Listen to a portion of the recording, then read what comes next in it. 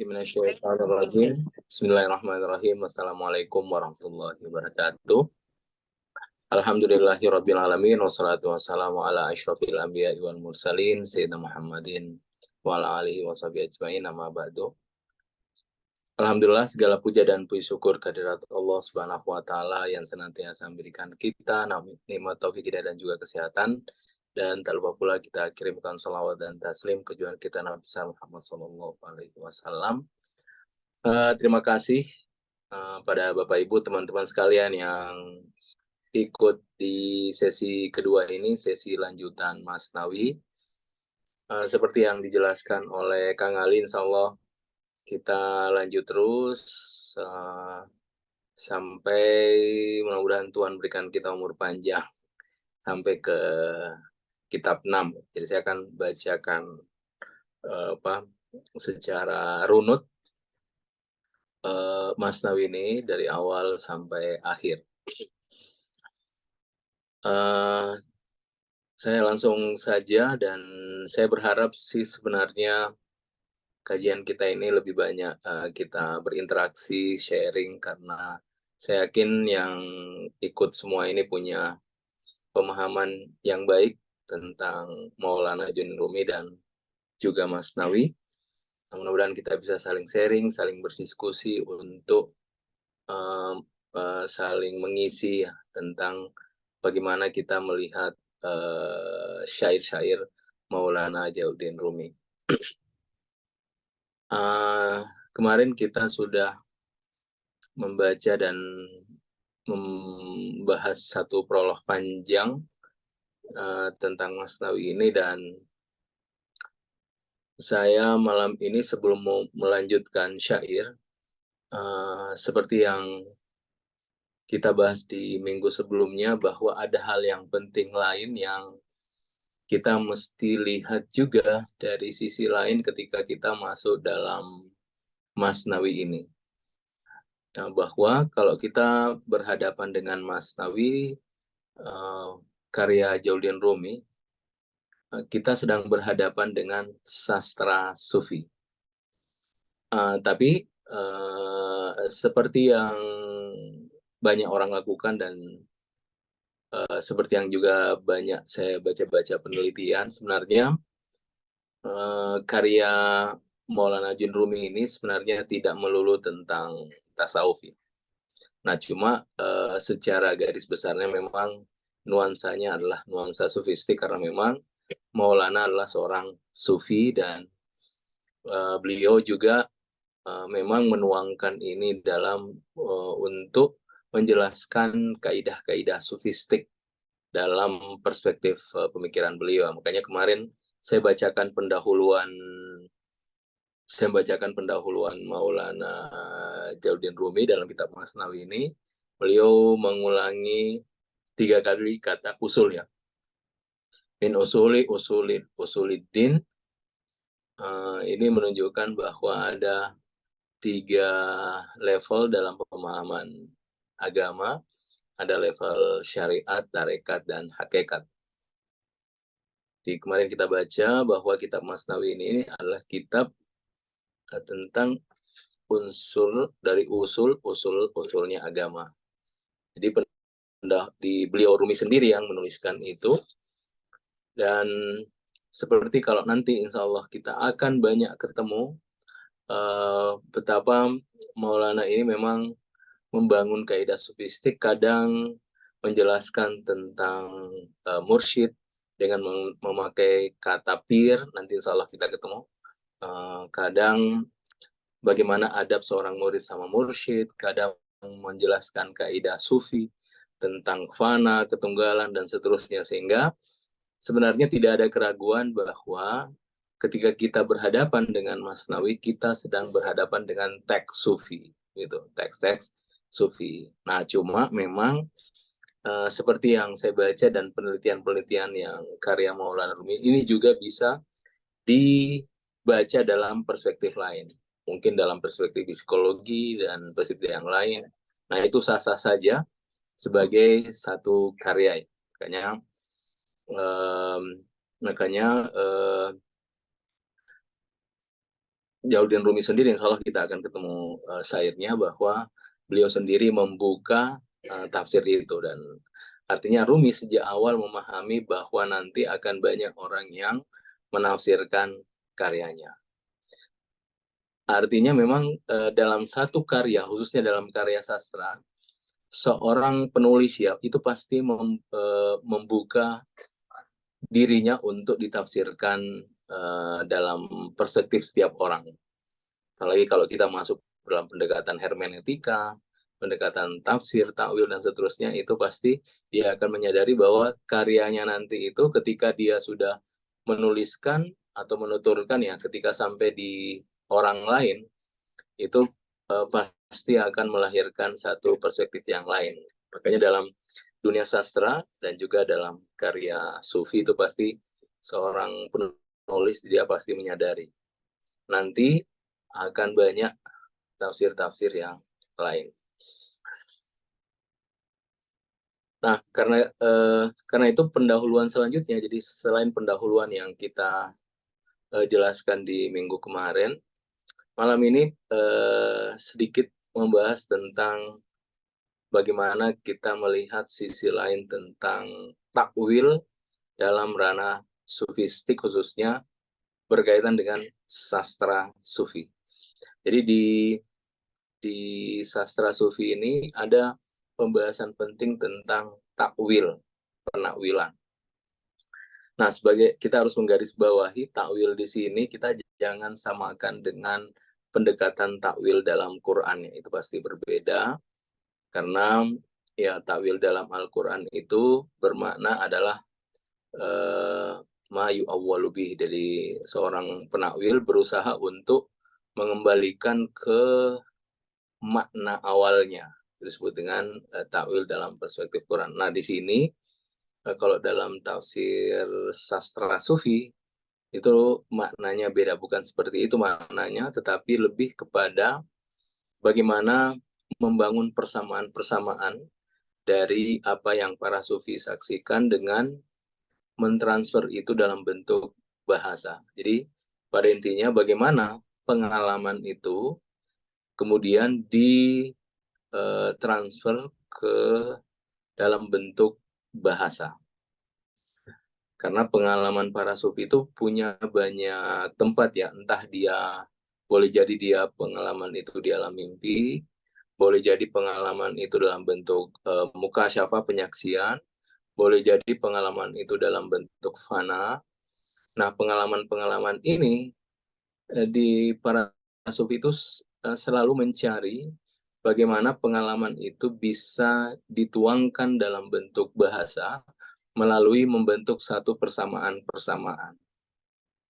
Nah, dari persamaan itulah melahirkan satu bentuk takwil.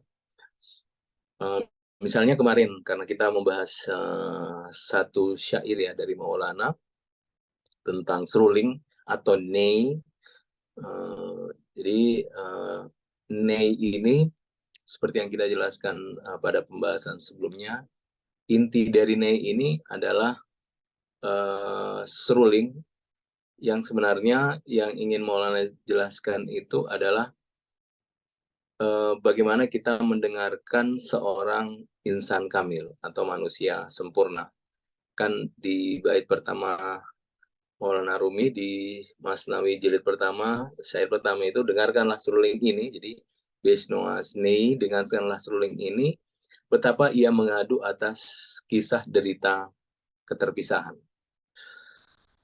Jadi di sini Maulana ingin mendengarkan kita untuk mendengarkan seruling. Jadi dengarkanlah seruling ini. Nah, mungkin kita akan bertanya, kok seruling? Makanya situ, kok seruling?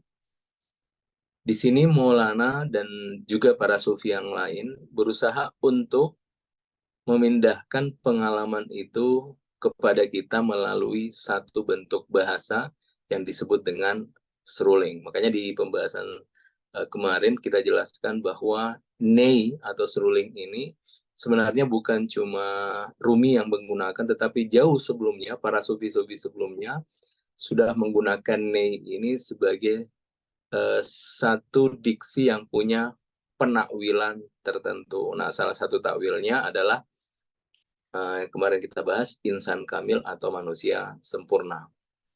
Nah, hingga kita bertanya, kalau takwil itu adalah satu bentuk persamaan antara pengalaman yang para sufi temukan dengan bahasa, lalu apa persamaan antara ne sebagai seruling dengan insan kamil manusia sempurna?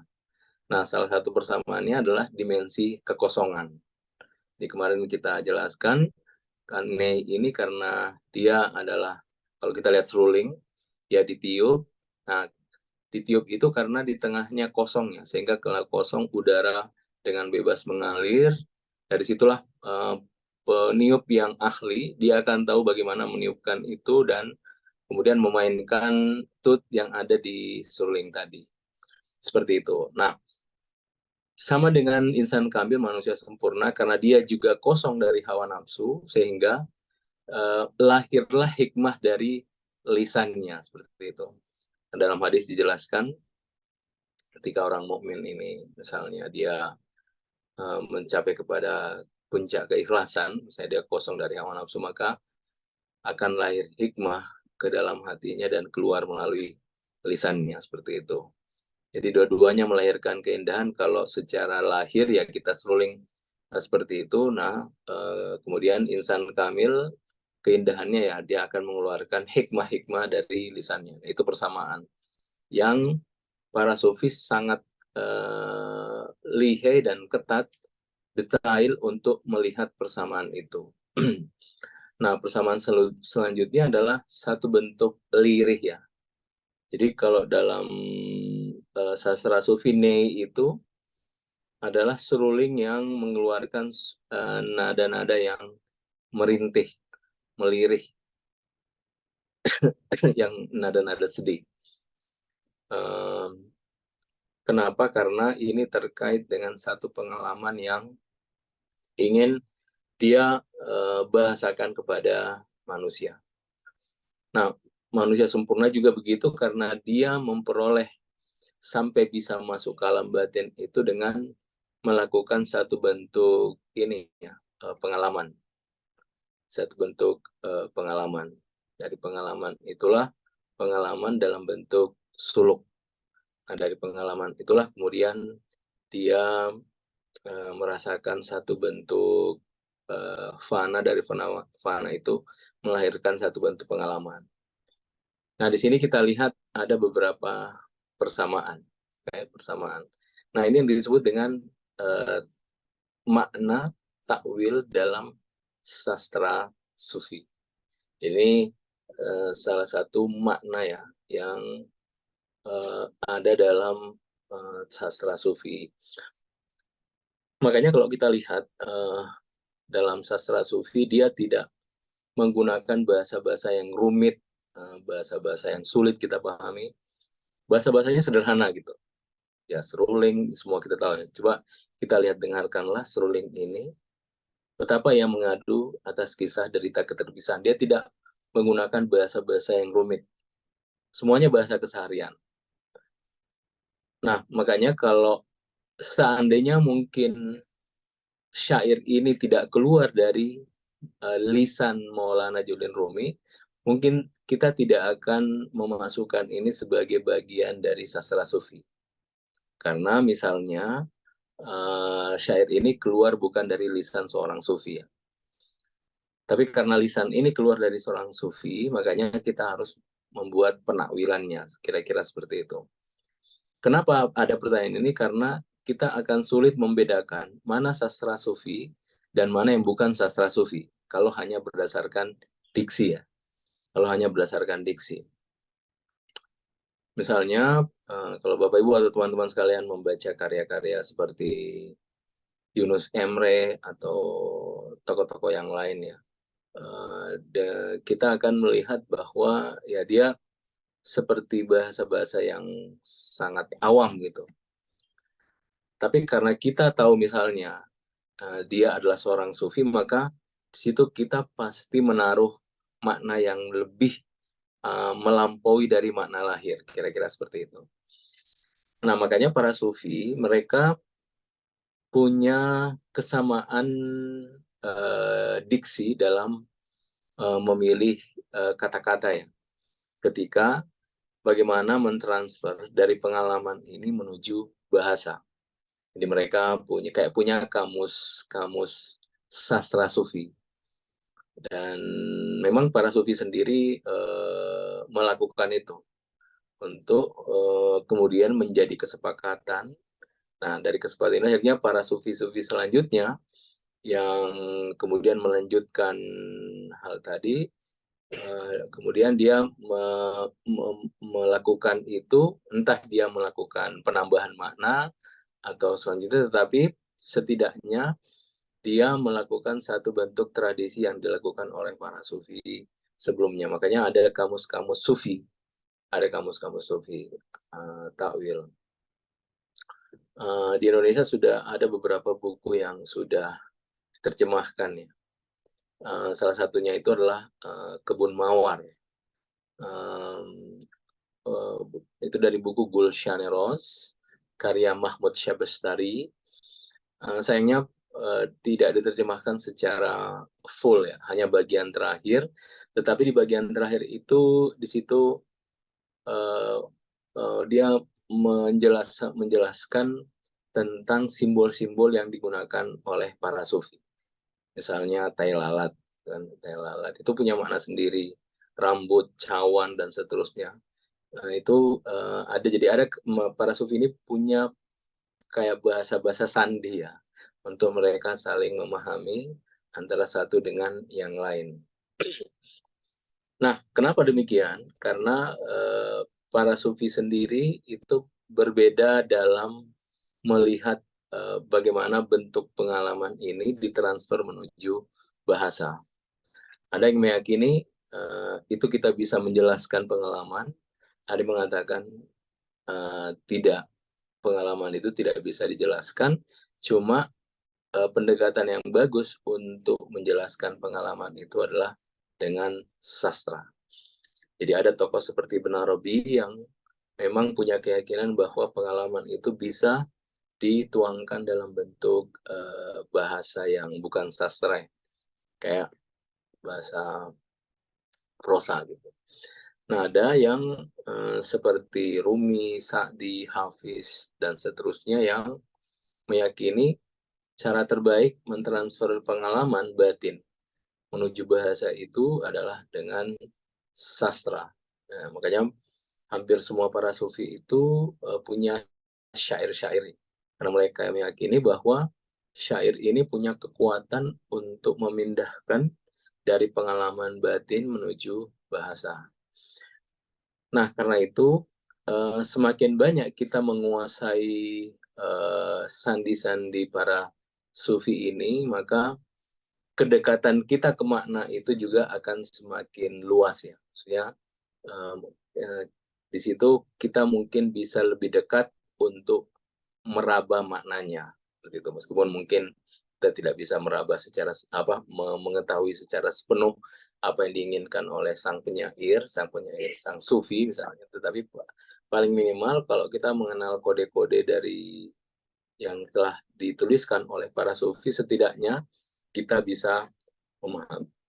Nah, makanya sebenarnya menerjemahkan Masnawi ini adalah salah satu juga bentuk bagaimana kita memperkenalkan satu genre dalam dunia sastra, yaitu sastra sufi. Jadi syair-syair sufistik. Karena di Indonesia ini belum populer ya. Padahal sudah banyak para sufi kita sendiri itu sudah sangat sebelumnya ya, sudah melakukan itu gitu. Nah, mungkin cuma kita belum begitu sepenuhnya punya perhatian yang besar, sehingga ini kurang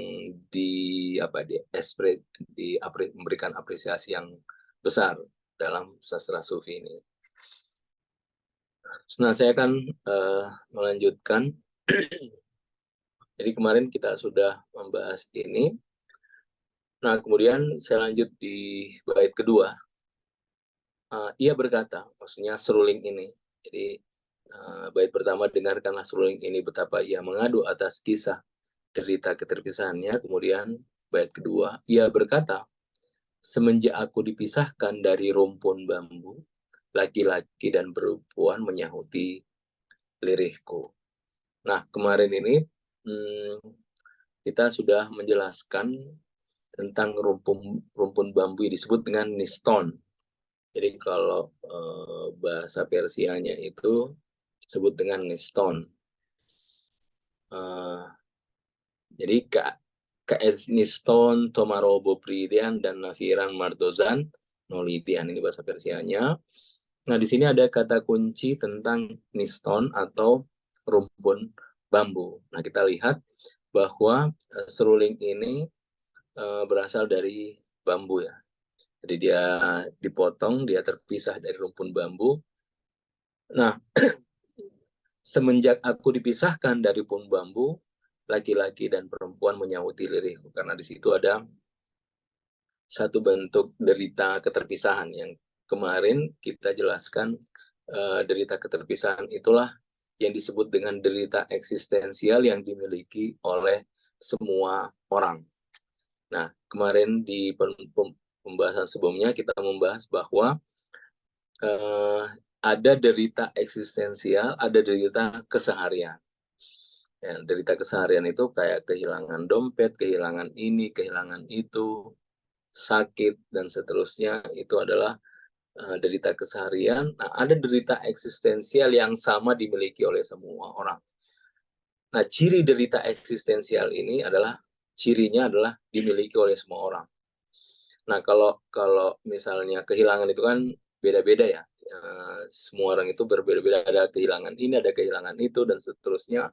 Tetapi derita eksistensial terpisah dari niston atau rumpun bambu, itu pasti dimiliki oleh semua orang.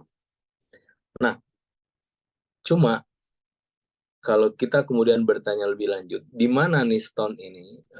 Jadi kan dia ada rumpun bambu, kemudian seruling ini. Kapan dia disebut seruling? Ketika dia dipotong dan dia memang dibentuk khusus menjadi seruling. Artinya memang syarat dia menjadi seruling itu memang harus dipisah gitu. Nah, di sini karena dia terpisah maka dia berjarak dengan asal muasalnya kan. Karena muasalnya adalah rumpun bambu seperti itu. Tapi ini sebenarnya peristiwa ini terjadi di mana? Nah, makanya kita lihat para penafsir beda-beda.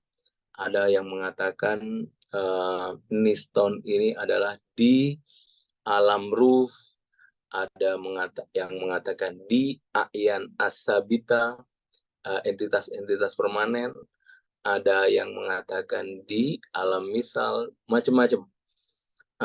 Yang jelas dia menjelaskan tentang satu asal muasal, lalu kemudian dia terpisah dari asal muasal itu. Kalau dalam bahasa Quran itu di alam alastu ya, alastu birabbikum qalu bala syahidnya, bukankah aku Tuhanmu? Benar, engkau bala syahid, engkau adalah Tuhan kami. Jadi semua ruh dikumpul pada saat itu, kemudian setelah semua ruh ada, kemudian Tuhan bertanya, alastu birabbikum, bukankah aku Tuhanmu? Bala, qalu bala syahidna, benar engkau adalah Tuhan kami. Nah, sehingga para penafsir lebih banyak condong untuk bahwa ini terjadi di makom alastu. Dan kita lihat memang dari beberapa penerjemahan yang saya lihat yang sekarang ini, sampai di kitab ketiga yang sedang saya kerjakan ini, menerjemahkan kitab ketiga Masnawi ini, alastu ini juga masih tetap hadir. Jadi ini adalah terjadi di alam stu atau makom alas. Dia selalu karena ini sastra, dia pasti menyingkat itu dengan alam alas tuh. Saya biasanya menuliskannya dengan alas tuh untuk mengingatkan tentang bahwa ini memang telah dijelaskan di syair yang pertama ini. Jadi kalau ada yang menafsirkan yang makom yang lebih tinggi dari alam roh itu disebut dengan a'yan asabita di ilmu Tuhan. Dan kayaknya agak terlalu jauh dan ketinggian kayaknya kalau menjelaskan ini di a'yan as-sabita, karena itu disebut dengan makom asma dan ilmu Tuhan. Makanya kenapa para penafsir itu lebih banyak menjelaskan tentang ini itu di alam ruh atau di makom alastu tadi, ketika semua ruh yang telah diciptakan semuanya dikumpulkan, kemudian Tuhan bertanya, alastu birabbikum qalu bala syahidna. Nah, kemudian disinilah muncul yang disebut dengan fitrah, seperti itu. Nah, itu keyakinan para sufi. Jadi dulu kita semuanya di alam ruh, jadi semuanya dikumpul. Nah, setelah itu barulah kemudian setiap ruh itu turun sesuai dengan kadarnya. Dalam Al-Quran, wa ma nunazziluhu illa biqadarin ma'lum, dan kami tidak turunkan kecuali dengan kadar yang sudah ditentukan. Makanya setiap ruh itu dia memilih sendiri. Ini pemahaman ya, boleh diterima, boleh tidak, nanti kita diskusi. Ada yang mengatakan dia memilih masanya, periodenya, dan seterusnya untuk kemudian turun di dunia ini. Makanya dalam hadis dijelaskan bahwa ruh itu diciptakan ribuan tahun sebelum diciptakan tubuhnya.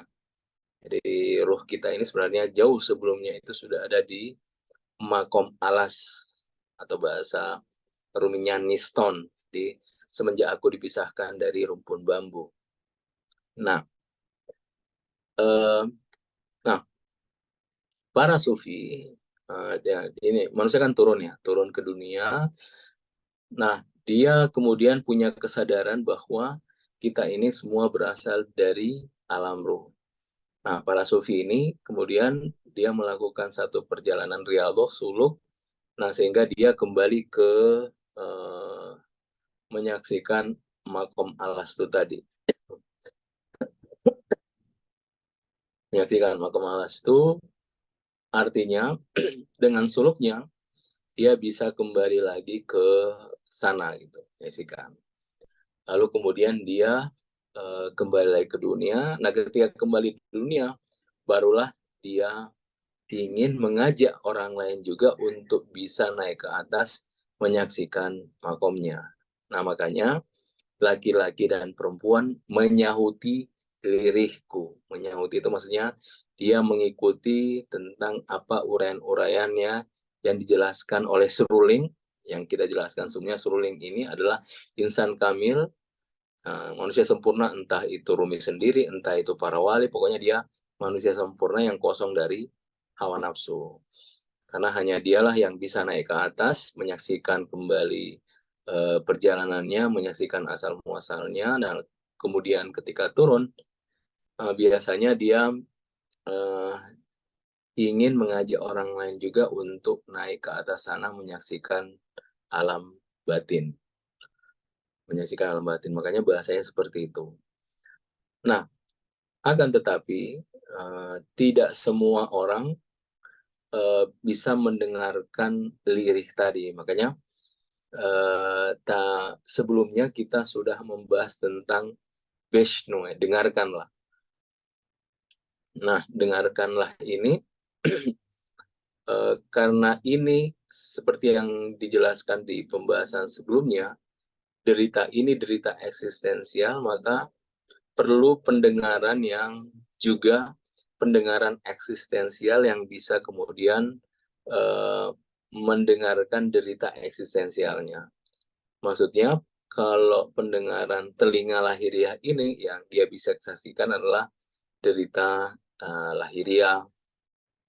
Tetapi untuk masuk mendengarkan derita eksistensial ini diperlukan juga pendengaran yang bersifat eksistensial. Seperti itu.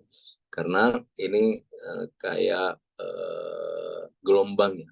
Kalau tidak sama ya itu tidak connect, tidak tersambung, dan ya dia tidak akan mendapatkan informasi atau apapun yang terkait apa yang dia inginkan.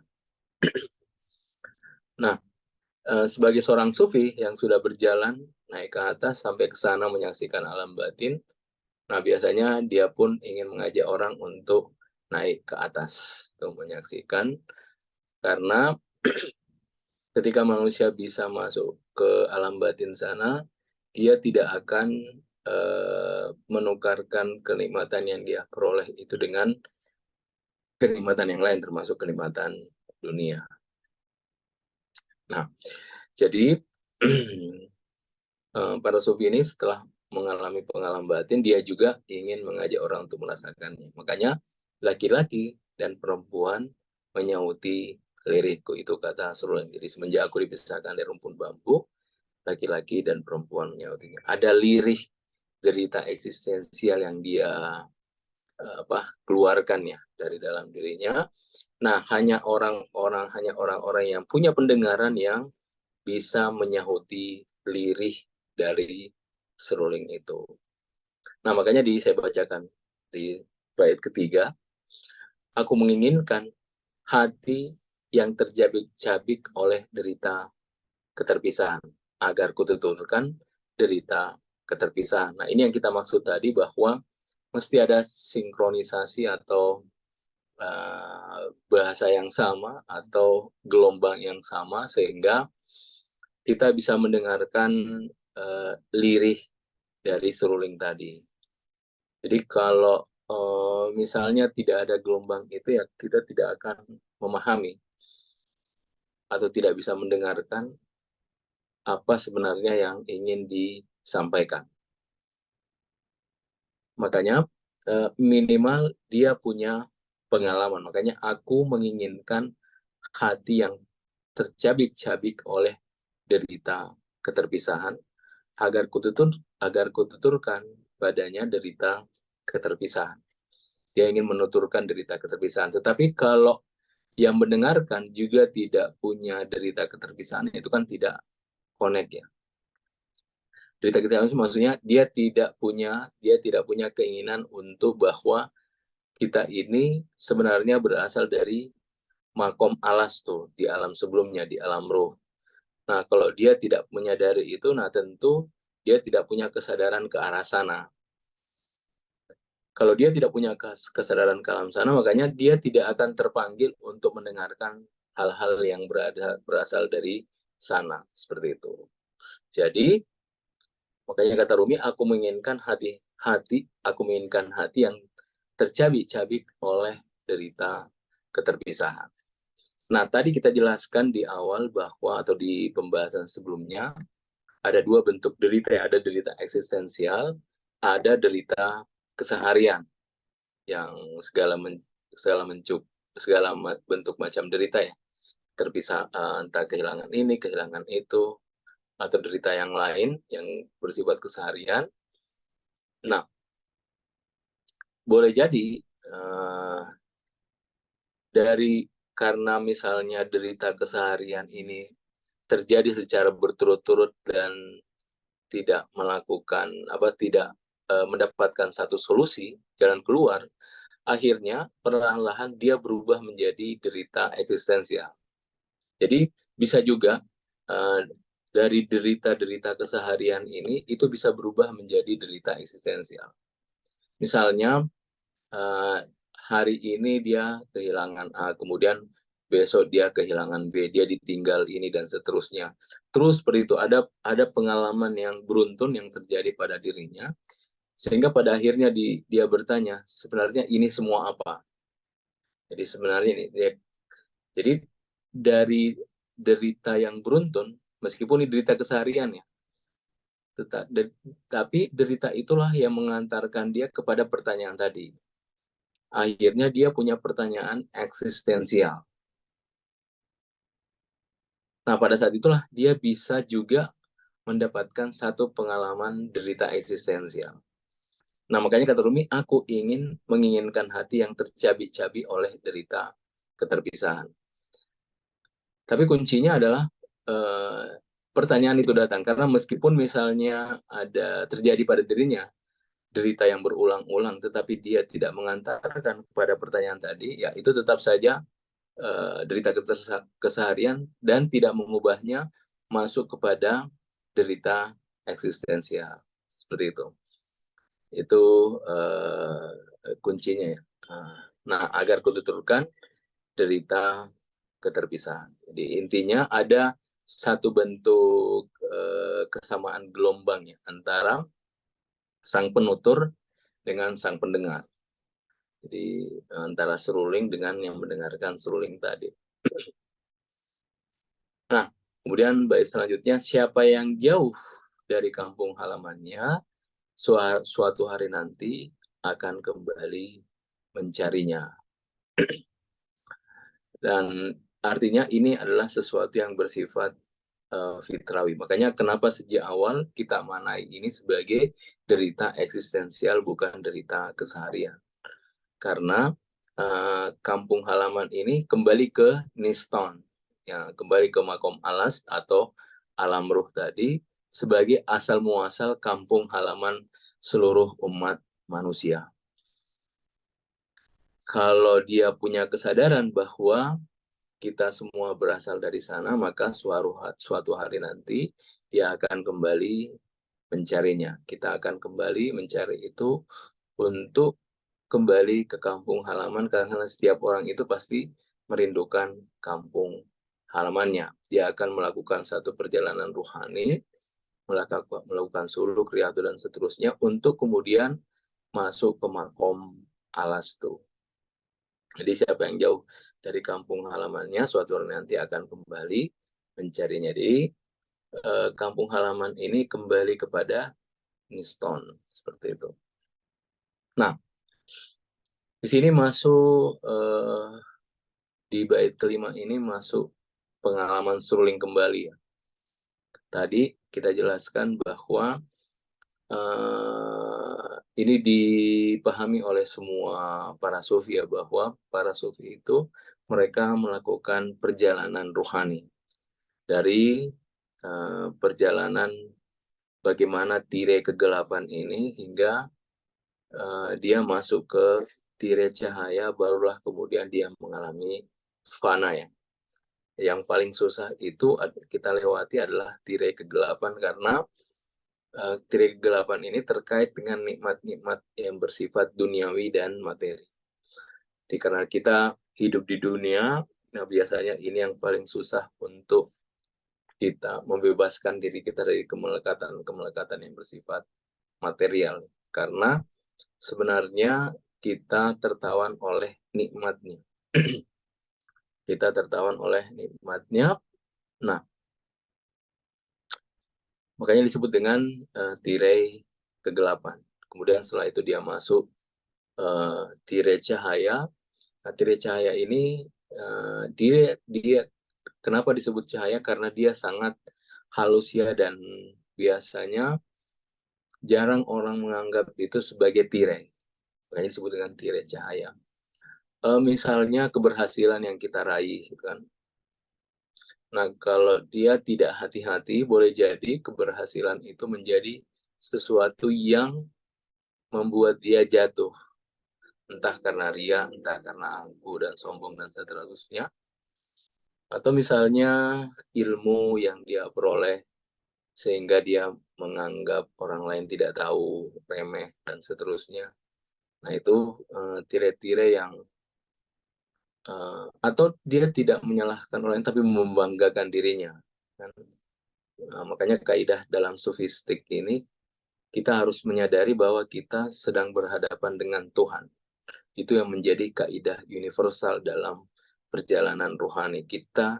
Yang kita bicarakan ini bukan berhadapan dengan makhluk, kita sedang berhadapan dengan Tuhan. Makanya di hadapan Tuhan, posisinya adalah kita ini tak punya apa-apa, tak tahu apapun, rendah, hina, dan seterusnya.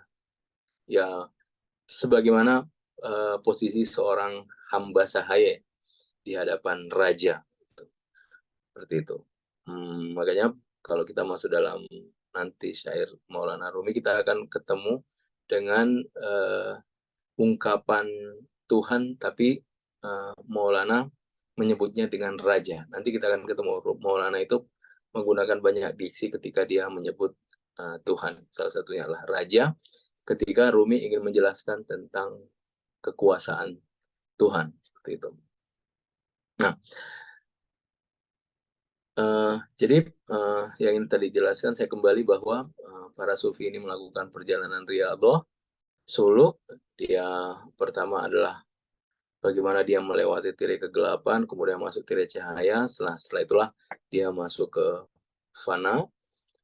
Nah, di situ dia barulah dikatakan dia telah melakukan dari makhluk menuju Tuhan. Maksudnya dia sudah melewati beberapa tirai dan kemudian masuk ke alam cahaya atau di makom asma, kira-kira seperti itu. Nah, setelah dia di sana baru kemudian dia kembali ke makhluk, kembali ke kesadaran alamiahnya sebagai seorang yang hidup di dunia. Nah, karena dia punya pengalaman yang luar biasa di pengalaman batin, nah dia juga ingin mengajak orang untuk masuk ke dunianya, seperti itu. Nah, makanya di bait selanjutnya ini, 5 ini, Rumi kira-kira ingin menjelaskan pengalamannya ya, bahwa dia sebenarnya ingin menjelaskan apa yang dia raih di alam batin. Makanya kata Rumi, di bait kelima, aku merintih kepada setiap kerumunan, baik dalam majelis kebahagiaan maupun kesedihan. Jadi dia ingin menjelaskan kepada semua orang pengalaman batinnya. Karena begini, pengalaman sofistik ini beda dengan pengalaman psikologi, pengalaman indrawi apalagi ya. Jadi dia sangat susah untuk menjelaskan, makanya pendengarnya yang susah. Pendengar ini yang jarang yang bisa memang sepaham, bisa memahami dengan cepat dan seterusnya. Makanya dahulu itu karena memang dia benar-benar mencari seorang murid, biasanya dia berjalan ke sana kemari dan seterusnya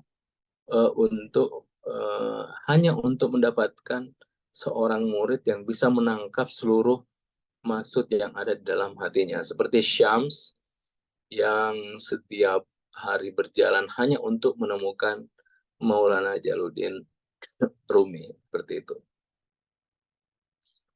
Nah, jadi kebahagiaan seorang mursyid, seorang guru, seorang sufi itu adalah ketika dia menemukan guru. Ketika dia menemukan seorang murid yang bisa menangkap seluruh makna-makna batin yang tersembunyi di dalam dirinya. Karena dia akan nanti selanjutnya akan menjadi juru bicaranya, kan? Juru bicaranya. Bahwa guru saya begini dan seterusnya, dia akan menjadi juru bicaranya. Makanya di dalam tradisi sufi biasanya ada silsilah. Oh, ini dari ini si fulan, dari si fulan, dari si fulan. Karena itu makanya ajaran tasawuf itu disebut juga dengan sebagai pengetahuan ilmu dari hati ke hati ya. Ini sesuatu yang diwariskan. Al-wirasa itu sesuatu yang diwariskan dari hati ke hati kepada orang. Nah, untuk malam ini kita cukupkan sampai di sini. Insya Allah kita ketemu mudah-mudahan ada waktu kita ketemu di minggu depan. Insya Allah sepertinya kita libur karena ada Kang Panji ya, kebetulan Jumat malam. Kita ketemu saja di acara Kang Panji. Oke, terima kasih banyak. Kita buka tanya jawab. Wabillahi taufiq hidayah. Assalamualaikum warahmatullahi wabarakatuh.